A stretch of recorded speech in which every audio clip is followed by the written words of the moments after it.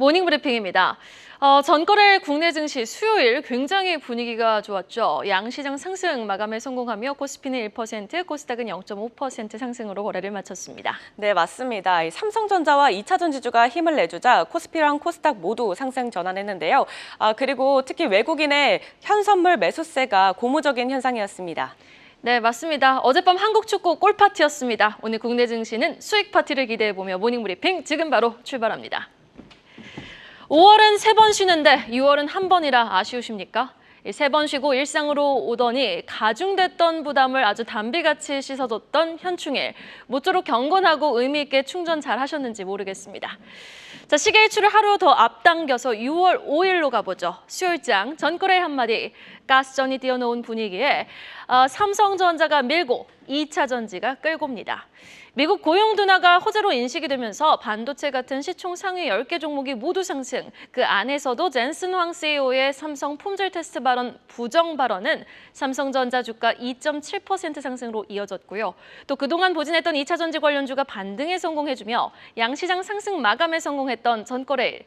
무엇보다도 가스전 관련 종목들이 뛰어났던 분위기가 이날까지 이어지며 대형주와 테마주가 함께 올라와준 수요일장. 더 자세한 마감 수치와 수급 동향까지 확인해보고 오시죠.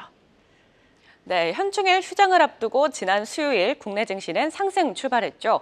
미국의 고용 지표가 3년 2개월 만에 최저치를 기록하면서 금리 인하 기대감이 다시 살아났기 때문인데요.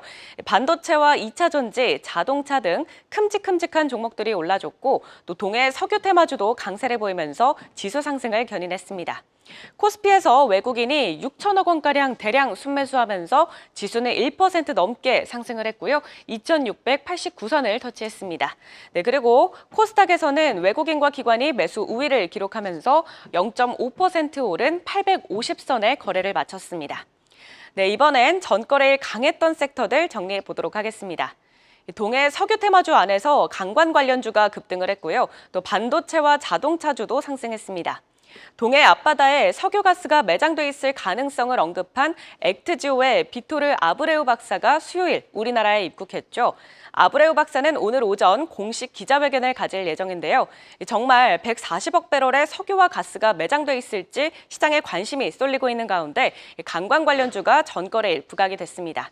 넥스틸과 동양철과는 모두 상한가를 기록을 했습니다. 젠슨 황 엔비디아 CEO가 삼성전자의 HBM이 엔비디아 제품에 탑재될 것이라고 전했는데요. 이 발언에 전거래일 반도체주가 일제히 강세를 보였습니다. 특히 CXL 관련주 안에서 네오셈과 퀄리타스 반도체가 눈에 띄는데요. 네오셈의 HBM 테스터가 삼성전자 반도체 품질 평가 단계에 진입했다는 소식에 네오셈은 22% 상승을 했습니다. 그리고 퀄리타스 반도체는 세계 최초로 5나노 공정에서 자율주행과 AI 칩 설계에서 사용 가능한 IP 솔루션을 개발했다는 소식에 8% 오름세를 보였습니다. 네, 그리고 자동차주도 올랐는데 HL 만도는 외국인과 기관의 매수세가 유입되면서 5만 원 선을 눈앞에 두고 있습니다. 올해 중국의 이구원 신수혜로 연간 수주 목표를 초과 달성할 것이란 기대감이 반영됐기 때문인데요. 그리고 또 현대위아도 긍정적인 리포트가 나오면서 상승한 모습이었습니다. HL 만도는 10%, 현대위아는 5% 오름세를 보였습니다. 자, 이렇게 세 가지 섹터로 정리해봤고요. 이외에도 또 부각됐던 섹터도 확인해 보시죠. 네, 이렇게 삼성전자와 2차 전지가 함께 힘을 내주니 여기에다가 가스전 관련주도 함께 상승의 지속성을 이어가주니 정말 분위기가 한껏 살아났던 전거래일이었는데요. 자, 그럼 오늘은요. 2차 전지 주주분들 힘내세요. 2차 전지 관련주 자세히 톱어보겠습니다.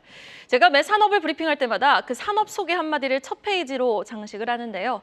이번 2차 전지 양극재 수출 이야기를 할까 아니면 GM 이야기를 할까 워렌 버핏 이야기를 할까 고민을 참 많이 했는데 사실 제가 서 있는 이 자리는 빠르게 뉴스를 보고 개장 전 그 뉴스를 한데 모아 듣고 싶어하는 여러분들을 위한 방송을 위해 서 있는 자리 아니겠습니까? 감히 여러분들의 마음을 조금이나마 헤아린다면 누구보다 고생하셨을 또 고생하고 계실 2차 전지 주주분들께 응원의 마음을 좀 담아야 된다라고 생각을 해 제목을 좀 이렇게 붙여봤습니다. 다음 페이지 보시죠. 힘내라고 하는데 왜 아침부터 아픈 데 건드려? 라고 말씀을 하실 수 있습니다. 그러나 현 시점 팩트를 제대로 직시하고 인지해야 향후 과정이 그려지고 또 결말까지 전망을 해볼 수 있는 거 아니겠습니까? 자, 2차 전지 주요 종목들이 국내 증시에서 차지하는 비중이 2년 2개월 만에 그러니까 26개월 만에 최저치를 기록했습니다. 전방산업인 전기차 수요 정체, 즉 캐즘 우려로 실적 부진이 전망되며 LG그룹주의 신용 등급 강등 소식까지 겨박제를 맞으며 지난해 7월 주요 10개 종목 시총 404조 원에 달하던 게 5월 말 기준, 지난달 말 기준 시총이 200조 원까지 떨어지며 절반이나 증발을 하게 된 거죠. 왼쪽 그래프 보시면은요, KRX 2차전지 탑10 지수 시총 합이 13%를 상회했던 것이 작년 6월을 뒤로 하고 현재는 7.9%를 기록하고 있다는 것을 확인하실 수 있습니다. 오른쪽 차트는 코스닥 시총 1위 에코프로비엠의 주가 차트인데요. 작년 7월 어땠습니까? 7월 26일 기준 58만 4천 원까지 찍었던 주가가 현재는 반등이 나왔던 수요일을 보냈음에도 주가는 20만 3천 원을 기록하고 있음을 확인하실 수 있습니다. 자, 보조금 축소, 수요 둔화, 캐즘 현상, 우리 악재는 너무 많이 들었습니다. 굳이 따로 언급할 필요가 없을 정도로요. 그러던 주가가요, 화요일, 수요일 고개를 빼꼼하고 들었습니다. 다음 페이지 보시죠.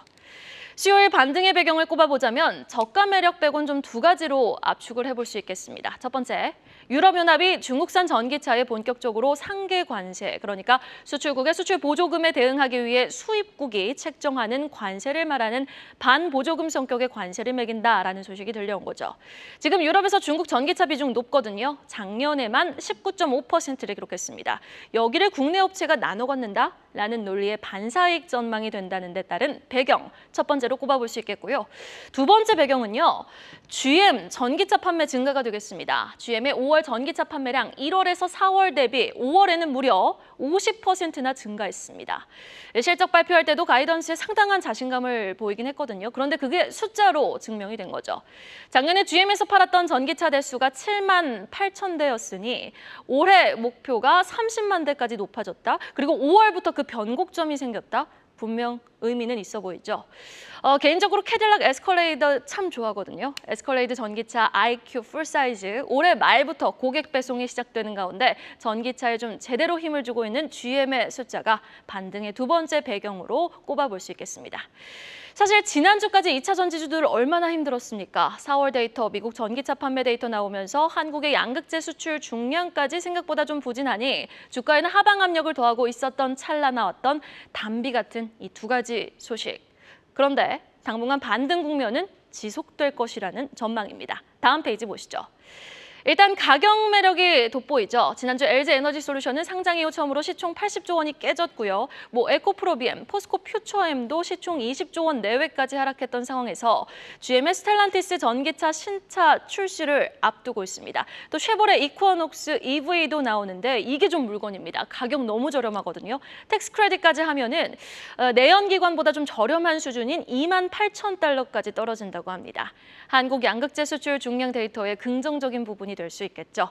여기다 6월 유럽 인터 배터리까지 예정된 만큼 이렇게 메마른 가뭄의 담비같이 정말 오랜만에 긍정 이슈들이 살살 나오고 있는 2차 전지 관련주들. 이 GM 체인 기업들을 중심으로 한 인터 배터리 관련 차세대 소재 기술 기업들의 반등 여력, 우리는 한번 조심스럽게 기대해 봄직하지 않을까요? 그래서 저는 한 번 더 외쳐봅니다. 2차 전지 주주분들 힘내세요. 계속해서 장 마감 이후 나온 공시와 일정까지 확인해 보고 오시죠. 네, 공시 전해드리도록 하겠습니다. 제일 일렉트릭은 무상증자로 보통주 1,111만 주를 추가 상장한다고 공시했는데요. 상장일은 6월 11일, 다음 주 화요일입니다. 네, 그리고 DI는 약 200억 원 규모의 자사주 처분을 결정했다고 밝혔고 처분 예정일은 6월 18일이라고 하네요. 마지막으로 모비스는 3억 6천만 원 규모의 자사주 처분을 결정했다고 공시를 했는데 처분 예정 주식 수는 10만 주라고 하니까요. 이 점 투자에 참고하시기 바라겠습니다. 네, 계속해서 오늘의 주요 일정도 체크해 보시죠. 네, 제가 앞서 말씀드렸듯이 동해 심해 석유가스 매장 분석을 담당한 액트지오의 비토르 아브레우 박사가 오늘 기자회견을 개최할 예정인데요. 오늘 이 발언에 따라 동해 석유 테마주가 다시 한번 들썩일 수 있을지 주목해 보셔야겠습니다. 그 다음으로 서머게임 페스트가 현지 시간으로 오늘부터 10일까지 미국 LA에서 개최됩니다. 이번 행사에는 넥슨과 NC소프트가 참가할 예정인데요. 넥슨은 올 여름 출시 예정인 퍼스트 디센던트와 또 액션 게임 퍼스트 버서커 카잔을 선보일 것으로 보이고 또 NC소프트는 TL 글로벌판 트레일러를 선보일 것으로 예상되고 있습니다. 네, 오늘 관련해서 게임주들 잘 살펴보시고요. 또 마지막으로 오늘 코칩과 KNR 시스템 주식이 보호회수에서 해제됩니다. 코칩은 30만 5,700주, KNR 시스템은 156만 8,667주가 보호회수에서 해제되니까요. 주가 하락 가능성도 염두해 주시면 좋겠습니다. 네, 지금까지 공시와 일정 정리해드렸습니다. 오늘 장은 가스전 관련주의 상승 지속성 여부에 우리 좀 주목해 볼 필요가 있어 보입니다. 한 언론사의 보도를 통해 내용이 공개가 됐습니다. 정부가 내년 자원 예산 개발 규모를 2배가량 조금 확대한다라는 내용의 언론 보도가 한 언론사를 특정해서 좀 보도가 된 건데요. 이 부분의 사실 여부는 오늘 장중에 조금 계속해서 나오는 뉴스 팔로우를 통해 확인해 보실 수 있겠지만 우리는 또 오늘 기자회견이 예정되어 있는 만큼 가스전 관련주 그리고 관광업체 관련주, 시멘트 관련주들의 상승 지속성 그리고 발빠른 순환매 여부를 좀 주목해 볼 필요가 있어 보입니다. 여러분 오늘도 부자 되세요. 모닝브리핑이었습니다. 계속해서 다양한 경제 이슈를 알고 싶다면 구독과 좋아요, 알림 설정 부탁드립니다. AI 캐스터 권미정이었습니다.